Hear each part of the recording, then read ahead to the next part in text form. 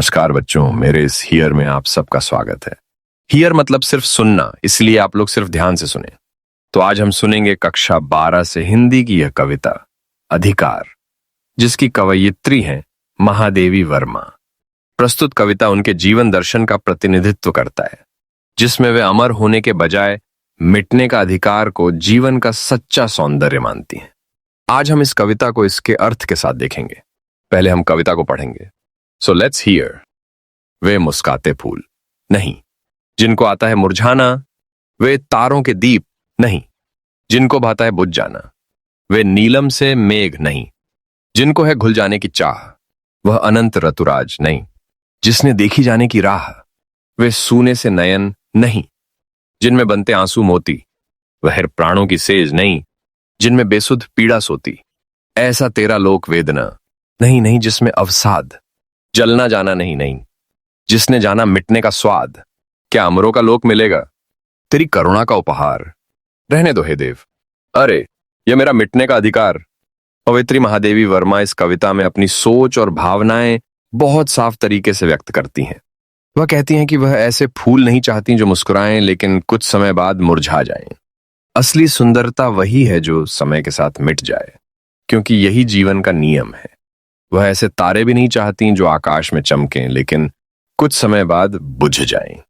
वह अमर और स्थायी चीजों को पसंद नहीं करती, बल्कि मिटने वाली चीजों में भी सुंदरता देखती हैं।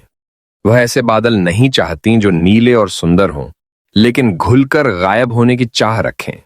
वह ऐसा अनंत वसंत भी नहीं चाहती जिसने कभी खत्म होने का रास्ता देखा हो। वह ऐसी आंखें नहीं चाहती जिनमें आंसू मोती बनकर जमा हो जाएं। वह ऐसा जीवन नहीं चाहती जिसमें पीड़ा हो लेकिन वह चुपचाप सोई रहे, जागे नहीं। कवयित्री कहती हैं कि वह ऐसा संसार चाहती हैं जहां न दुख हो, न उदासी और न ही जलने मिटने का अनुभव हो। ऐसी जगह हो जहां किसी ने जलना या मिटना महसूस ही न किया हो। फिर वह सोचती हैं, क्या ऐसा अमर लोगों का लोक मिलेगा जो ईश्वर की करुणा का उपहार हो? लेकिन तुरंत कहती हैं, हे भगवान रहने दीजिए, मुझे तो मिटने का अधिकार चाहिए। वह अमरत्व नहीं चाहती, क्योंकि अमरत्व में जीवन का असली स्वाद नहीं मिलता। उनके अनुसार मिटना यानी समाप्त होना जीवन की सच्ची पहचान है। अमरत्व का लोक भले ही सुख और शांति से भरा हो, लेकिन उसमें जीवन की गहराई और अनुभव नहीं होते। जीवन में सुख और दुख, जलना और मिटना, इन्हीं से असली अनुभव और सुंदरता आती है। इसलिए कवयित्री कहती हैं कि वह अपना मिटने का अधिकार नहीं छोड़ना चाहती, क्योंकि यही जीवन का असली सौंदर्य है। उम्मीद करता हूं आपको एक्सप्लेनेशन अच्छा लगा।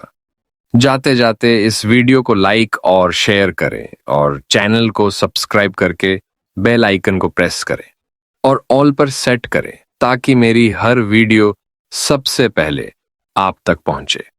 चलिए फिर मिलते हैं। धन्यवाद।